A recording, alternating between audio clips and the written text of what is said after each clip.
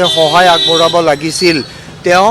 মালয়েছিয়ালৈ গুচি গৈছিল কোনো ধৰণৰ কোঅপাৰেট কৰা নাছিল ইনভেষ্টিগেশ্যনত লুকআউট চাৰ্কুলাৰ দি কেনেহে তেওঁক অনা হৈছিল মদৰ বটলটো তেওঁ আনি কেনে লবিত জুবিন গাৰ্গক দিছিল আৰু সেইখিনি খুৱাই পানীত যাব দিয়া হৈছিল আৰু that was within his knowledge তেওঁৰ হেল্থ কণ্ডিশ্যনটো আছামীয়ে জানিছিল ইনস্পাইট অফ ডেট তেওঁক সেই পানীত এৰি যাব দিছিল তেওঁ কোনো ধৰণৰ চিকিউৰিটি প্ৰভাইড কৰা নাছিল তেওঁক কোনো ধৰণৰ মেডিকেল সাহায্যৰ কৰা নাছিল সুৰক্ষা দিয়া নাছিল তো সেই গতিকে কোৰ্টে এই চব চাই কেনে ক'লে that there are prima facie material so' bail should be rejected তেওঁ দুটামান গ্ৰাউণ্ড আমাক পঢ়ি শুনোৱা মতে আমি যিটো বুজি পাইছোঁ তেওঁ কৈছে যে আছামীৰ পোষ্ট কণ্ডাক্ট বিহেভিয়াৰটো ঠিক নাছিল কাৰণ ইমিডিয়েটলি আফটাৰ ঘটনা য'ত তেওঁ সহায় আগবঢ়াব লাগিছিল তেওঁ মালয়েছিয়ালৈ গুচি গৈছিল তাৰপিছত তেওঁ আহি কেনে ইয়াতো কোনো ধৰণৰ কোঅপাৰেট কৰা নাছিল ইনভেষ্টিগেশ্যনত লুকআউট চাৰ্কুলাৰ দি কেনেহে তেওঁক অনা হৈছিল তো সেই গতিকে আমি এইখিনি অনাৰ কাৰণে তেওঁলোকে কোৰ্টে চালে যে তেওঁ ফ্লাইট ৰিস্ক হ'ব পাৰে তো সেই গতিকে তেওঁক জামিন নিদিয়াটোৱে উচিত হ'ব তো accordingly his bail application was rejected medical কণ্ডিশ্যনৰ কথা কৈও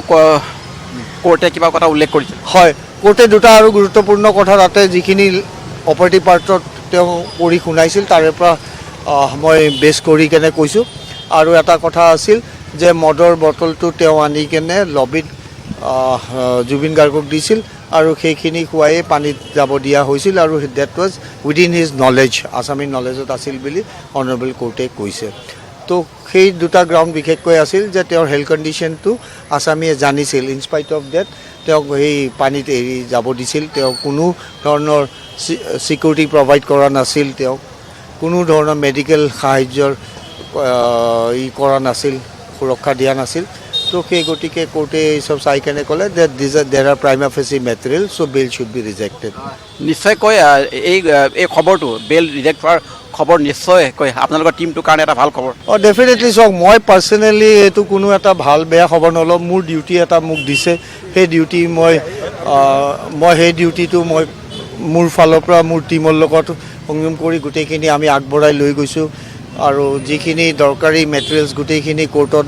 উদঙাই দিছোঁ তো কোৰ্টে চালি জাৰি চাই লিগেলি এটা অৰ্ডাৰ দিছে definitely this is the beginning of the courts এতিয়া তেওঁলোকে হাইকোৰ্টো যাব পাৰে সুপ্ৰিম কোৰ্টো যাব পাৰে সেইটো ছেকেণ্ড ৰাউণ্ডৰ পৰ্যায়ত দেখা যাব কিন্তু ৰাইট নাও মই খালি এটাই পাইছোঁ যে আমাৰ হাৰ্ডৱৰ্কখিনি পে বেক পাইছোঁ আৰু ওচৰটোৰ আজি কি অগ্ৰগতি হ'ল বা পৰৱৰ্তী সময়ত কেনেকুৱা আজি একচুৱেলি গোটেইখিনি এভিডেঞ্চ মোৰ ভুল হৈছে আজি গোটেইখিনি চাৰ্জ হিয়াৰিং কমপ্লিট হ'ল সকলোৱে অৰেল ছাবমিশ্যন দিলে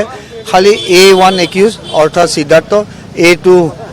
শ্যাম কানু তেওঁলোকে খালি কৈছে আমি ৰিটেন আৰ্গুমেণ্ট ছাবমিট কৰি আমাক সময় এটা দিব লাগে যে তেওঁলোকৰ লোকেল কাউন্সিলে আৰু VC-টো কৈছিল তো সেইকাৰণে মেমে ক'লে ইমান যেতিয়া শুনিছোঁ আপোনালোকক আৰু এটা লাষ্ট চান্স দিলোঁ 2 তাৰিখে কিন্তু আপোনালোকে ৰাতিপুৱাই এইটো ফাইল কৰিব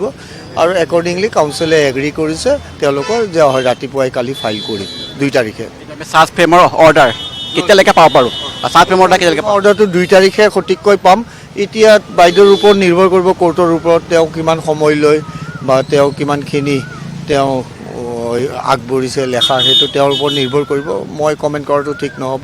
লেটেষ্ট